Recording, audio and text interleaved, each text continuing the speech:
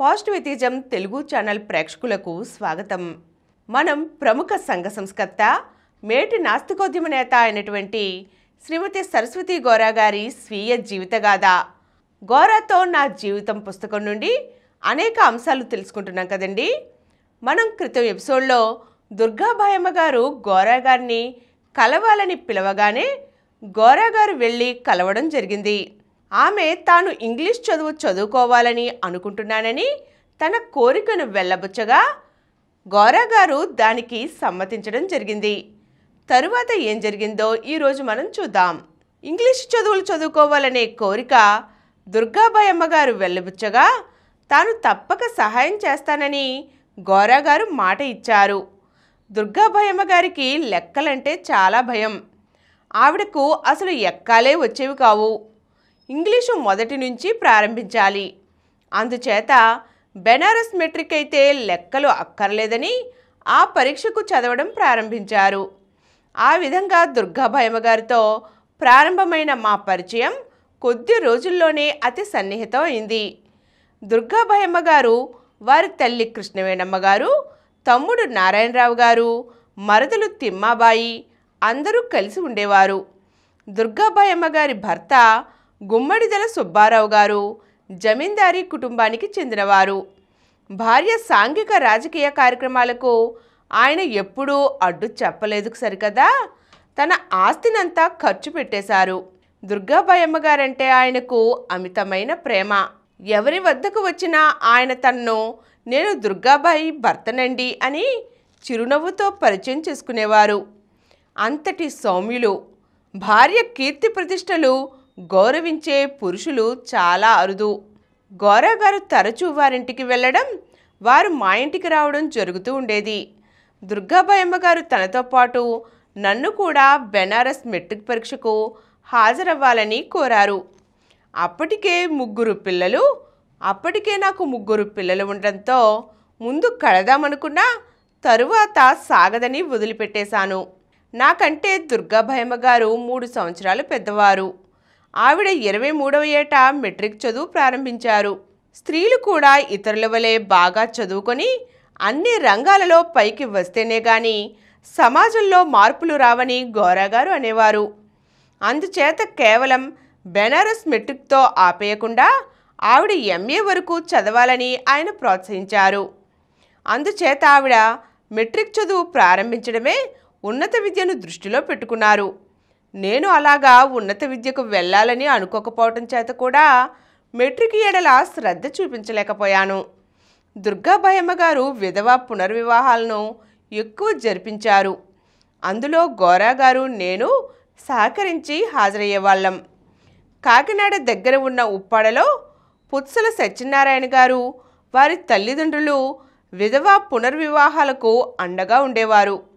అందుచేత సాధారణంగా ఈ పెళ్ళిళ్ళు ఉప్పాడలో జరిపించేవారు. ప్రతి వివాహానికి వధూవరులను, కొందరు మిత్రులను మా ఇంటికి భోజనానికి పిలుస్తూ ఉండేవాళ్ళం. సాంఘిక ప్రతిష్ట కొరకు ఉన్న కొద్ది మందితో పెండ్లి ఊరేగింపునకు కూడా జరిపేవారం. అప్పుడు సాధారణంగా మమ్మల్ని ఈ పెళ్లికి వచ్చిన వాళ్ళందరూ ఇలాంటి వారే అయి ఉంటారు అని విధవులుగా జమకడుతూ ఉండేవారు. దుర్గాబాయమ్మ గారు వీణ బాగా వాయించేవారు. అందుచేత ఈ పెళ్ళిళ్ళలో ఆవిడ వీణ కచేరీ పెట్టించేవారు. 1933లో మహాత్మాగాంధీ ఆంధ్రదేశ పర్యటనకు వచ్చినప్పుడు దుర్గాబాయమ్మ గారు ఆయన అనుచరులుగా ఉండేవారు. ఆ 3 రోజులు పర్యటనలో గోరా గారిని ప్రోత్సహించి గాంధీ గారి వద్ద పర్సనల్ వాలంటీరుగా ఉండేటట్లు ఏర్పాటు చేశారు. అంటే ఆ 3 రోజులు 24 గంటలు గాంధీజీకి కావలసినవి ప్రతి చిన్న విషయం చూసే బాధ్యత గోరా గారి మీదే ఉండేది. అప్పుడే రాజమండ్రి నుండి కొవ్వూరు రైలులో వెళ్ళినప్పుడు గాంధీజీ మామూలు 3వ తరగతి పెట్టెలో ఎక్కి అందరూ ప్రయాణికులతో పాటే ప్రయాణం చేశారు. గాంధీజీతో సన్నిహితమైన మొదటి పరిచయం అది గోరా గారికి. దుర్గాబాయమ్మ గారి పరిచయం వల్ల గోరా గారికి కాంగ్రెస్ నాయకులతో సన్నిహిత సంబంధాలు పెరిగాయి. కాకినాడ కాలేజీ జస్టిస్ పార్టీ నాయకులైన పిఠాపురం రాజావారి నిర్వహణలో ఉండేది. ఆ రోజుల్లో జస్టిస్ పార్టీ కాంగ్రెస్కు వ్యతిరేకం, బ్రిటిష్ పాలకులకు అనుకూలం. ఉప్పు సత్యాగ్రహం ప్రారంభం కాగానే గోరా గారు ఖద్దరు బట్టలతో కాలేజీకి వెళ్ళడం, సత్యాగ్రహానికి విరాళాలు, వాలంటీర్లను సేకరించడం ప్రభుత్వం దృష్టిలో ప్రముఖంగా వచ్చాయి. ఇక దుర్గాబాయమ్మ గారితో పరిచయం అయినప్పటి నుంచి గోరా గారి వెనుక ఎప్పుడూ సిఐడీలు ఉండేవారు. నారాయణరావు గారు ఆ రోజుల్లో క్రిటిక్ అనే ఒక వ్రాతపత్రిక నడిపేవారు. దాంట్లో గోరా గారి చేత నాస్తికత్వం మీద ఒక వ్యాసం రాయించారు.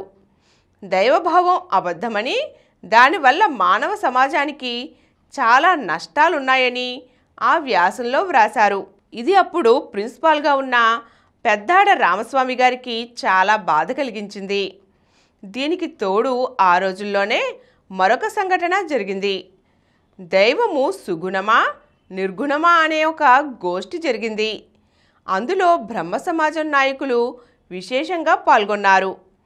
ఆ గోష్ఠిలో గోరా గారు మాట్లాడుతూ దైవమే అబద్ధమైనప్పుడు అది సుగుణమా నిర్గుణమా అని చర్చించడం ఎండమావిలోని నీరు తీయగా ఉంటుందా ఉప్పగా ఉంటుందా అని చర్చించడంతో సమానమని తేల్చి పారేశారు.